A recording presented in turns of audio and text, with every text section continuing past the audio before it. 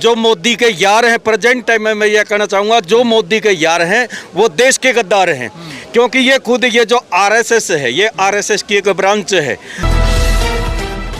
जरा क्या कहना चाहेंगे भाई आंदोलन को लेकर के? लगातार किसान भी जिद पर अड़े कि हम दिल्ली जाएंगे, उस तरफ से मोदी सरकार कह रही है कि हम बातचीत करने के लिए तैयार हैं।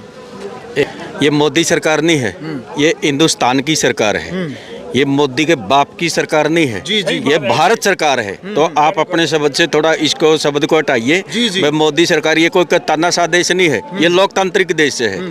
और ये जो आंदोलन है, जो लोकतंत्र की हत्या हो रही है, बड़ी नेशनल मीडिया के द्वारा तो रिप्रेजेंट ऐसे ही किया जाता है कि मोदी सरकार ने कि बीजेपी सरकार ऐसे। तो जो दलाल मीडिया, उसको क्यों नाम दिया दलाल मीडिया? तो ये इसीलिए उसको नाम दिया है। तो वो लोकतंत्र के मूल्यों की हत्या करी है। आज जो ये किसान बैठे हैं बेचारे, ये एमएसपी मांग रहे हैं। इस भारत देश के अंदर जो भी सामान बिकता है वो एमआरपी पे बिकता है। बिल्कुल। यदि माचिस 1 रुपए की है तो आप 99 पैसे की नहीं ले सकते। तो ये जो किसान मांग रहे हैं सिर्फ अपनी एमएसपी, जो हमारी लागत है वो दे दे, वो भी नहीं मिल रही। उसके मांगने के उपरांत इनके ऊपर लाठी बरस रही है, गोले बरस रहे, आंसू गैस बरस रही है। इतना बड़ा ताना बाना, ये तो लोकतंत्र नहीं, ये लोकतंत्र है नहीं, ये तानाशाही है, ये बदमाशी है। और ये साबित करना चाहते हैं हमने इस देश को गुलाम बना लिया। ये लोगों की नासमझी है, लोगों की कमजोरी है। यदि आज नहीं उठेंगे तो भविष्य में आपको बहुत पछताना पड़ेगा। कभी ये ड्राइवरों को पीटते हैं, कभी ये अध्यापकों को पीटते हैं, कभी ये मुसलमानों को पीटते हैं, कभी कर्मचारियों को, कभी अधिकारियों को, और कभी किसानों को, कभी मजदूरों को। इस भारत देश का ऐसा कौन सा तबका है जिसके ऊपर आक्रमण ना किया हो? तो आज ये लोकतंत्र की सरेआम हत्या है। और ये भारत जो बर्बादी की ओर है, गुलामी की ओर है, और ये लोगों की मूर्खता होगी। आज जो मोदी के यार हैं, प्रेजेंट टाइम में मैं ये कहना चाहूँगा, जो मोदी के यार हैं वो देश के गद्दार हैं, क्योंकि ये खुद ये जो आरएसएस है, ये आरएसएस की एक ब्रांच है। और ये ना मोदी की सरकार है, ये सरकार है व्यापारी की। ये तो एक दलाल है, ये तो एक एजेंट है, ये तो एक पीओ है अंबानी और अडानी जैसे बिजनेसमैनों का। ये कोई देश का प्रधानमंत्री? अंबानी और अडानी के इशारों पर काम कर रहा है देश का प्रधानमंत्री। ये देश का प्रधानमंत्री है ही नहीं। अगर देश का प्रधानमंत्री होता तो हमारी 60% यानी कि 80 करोड़ की जो आबादी कृषि और मजदूरों से जुड़ी है, उनके ऊपर जुल्म कर सकता था। क्या ये देश के नागरिक नहीं? क्या ये देश में रहने वाले नहीं? क्या इनके देश के अंदर इनका लोकतंत्र संवैधानिक अधिकार नहीं? उन अधिकारों का हनन वो कभी नहीं करता। अगर ये देश की सरकार होती और हमारी जो सरकार होती, ये सिर्फ लेकिन बीजेपी तो क्या नाम भाई साहब आपका?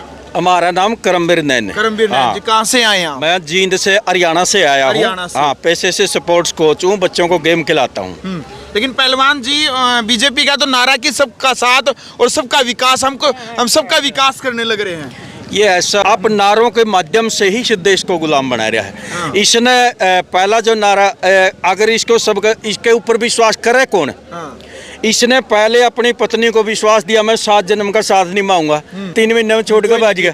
मर्यादित भाषा का प्रयोग करें सर। वो 3 महीने में छोड़ कर भाज गया अपनी पत्नी को। तो वहाँ उसकी गारंटी फेल हो जाती है, उसका विश्वास फेल हो जाता है। परिवार को छोड़ कर भाज गया तो परिवार के साथ विश्वासघात है। और यूँ कह मैंने 35 साल तो भीख मांग कर गई, तो भीख मंगा भिखारी है, शासक नहीं है। और इसीलिए उसके बावजूद इसने कहा हम 2 करोड़ रोजगार देंगे। आपको रोजगार मिल गया? आपके पास रोजगार है? आप शिक्षित लोग हैं, मैं आपसे पूछना चाहता हूँ क्या आपके पास रोजगार है? तो इसने कहा था हम हर साल 2 करोड़ रोजगार देंगे। भाई इस देश में काला धन है, और ये जो पूंजीपतियों ने और देश के घोटालेबाजों ने दूसरे बैंकों में है। मैं काला धन लाऊंगा, मेरे पास फाइल है, मेरे पास सबूत हैं, और मैं सबको वो काला धन लेकर 15-15 लाख रुपये दूंगा। आपको मिला कोई 15 लाख? तो फिर इसने कहा था मैं किसानों की आय दोगुनी कर दूंगा। तो ये किसान तो बेचारे रोंदे फिरे हैं। किसान तो सड़कों पर बर्बाद कर दिया, दुखी कर दिया मजदूर और किसान। क्या इनकी आय दोगुनी होगी? 100 स्मार्ट सिटी कहता मैं इस देश में बना दूंगा। क्या बना दिए? क्या इसने बना दिया 100 स्मार्ट सिटी? यूँ फिर कह रहा था हम जो पड़ोसी जो राज्य हैं, पड़ोसी जो हमारे देश हैं, उनको लाल आंख दिखाऊंगा। हमारे जो पुलवामा के अंदर 48 जवानों की हत्या करी, वो पाकिस्तान के ऊपर इल्जाम है, वो पाकिस्तान ने नहीं मारे। वो षड्यंत्र के तहत अमित शाह ने और नरेंद्र मोदी ने ही उनको मरवाया है। पुलवामा जो आतंकी हमला हुआ था, ये नरेंद्र मोदी और अमित शाह की साजिश है। ये मैं नहीं कह रहा, प्रेजेंट टाइम के राज्यपाल हैं श्री सत्यपाल मलिक जी, उस टाइम प्रेजेंट टाइम के राज्यपाल थे, उनके ऊपर शासन व्यवस्था थी, वो कह रहे हैं वह उन हमारे जवानों की जो अत्यंत षड्यंत्र के तहत वोट लेने की हैसियत से इन्होंने पुलवामा हमला किया। उसके बाद हमारे 32 जवान चाइना बॉर्डर पे मार दिए। तो चाइना बॉर्डर पे ये बैरिकेड क्यों नहीं लगती? चाइना के खिलाफ ये क्यों नहीं बोलता? अरुणाचल प्रदेश के अंदर हमारी 17 किलोमीटर की जमीन दबा ली, हमारी भूमि के ऊपर अरुणाचल प्रदेश के अंदर चाइना ने एक पूरा गांव बसा दिया, वहाँ क्यों नहीं आवाज़ उठाता? ये आवाज़ उठाता है कमज़ोरों पे, गरीबों पे, मजदूरों पे, और हमारा जो किसान कौम है, इस देश के वासियों के ऊपर ये जुल्म करता है, और इस जुल्मी का अंत जरूर आएगा और जल्दी आएगा। लेकिन असली जो दोषी हैं, इतनी दोषी आरएसएस के षड्यंत्र के माध्यम से इसको प्रोजेक्ट किया है।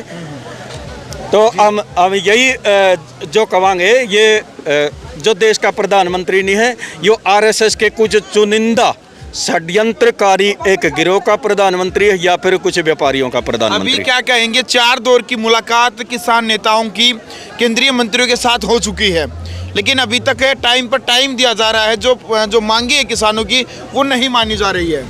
ये मांगे किसानों की नहीं है, ये मांगे तो भारतीय जनता पार्टी का पूरा जो ग्रुप था, उनके मैनिफेस्टो में था। 2014 के अंदर उन्होंने कहा था वह हम किसानों को ये चीजें देंगे। तो ये मांगे थी भारतीय जनता पार्टी की, आरएसएस की और बीजेपी की। उन्होंने आश्वासित किया था हम किसानों को एमएसपी भी देंगे, इनकी आय भी दुगनी करेंगे, और इनका जो 23 फसलों का भाव मुकर्रर करेंगे, और एमएसपी गारंटी कानून देंगे। और ये खुद गारंटी स्वामीनाथन की रिपोर्ट 50C2+50 का जो इसने कहा था हम ये देंगे। ये मांग भी भारतीय जनता पार्टी में ऐसा, जब ये गुजरात का मुख्यमंत्री था, इसी ने मतलब कांग्रेस को बाध्य किया था भाई, इस मांग को लागू किया। और 2014 के मैनिफेस्टो में इसकी ये मांग थी कि मैं पहली कलम से किसानों का कर्जा माफ़ करूंगा, और जो ही मेरी जो सरकार आएगी हम जो इस एमएसपी को लागू करेंगे। ये नरेंद्र मोदी की मांग थी। चलो भाई, फिलहाल वीडियो आपने देख लिया भाई। कमेंट बॉक्स में आपने अपनी राय रखनी है भाई, पहलवान जी की जो अपनी राय है, इसको लेकर के आप अपनी राय रखें। वीडियो को ज़्यादा से ज़्यादा शेयर करें। ग्राउंड मीडिया के लिए अपने कैमरा पर्सन के साथ मैं जब भारद्वाज। राष्ट्र निर्माण की जानकारी के लिए ग्राउंड मीडिया चैनल को सब्सक्राइब करें और शेयर करें।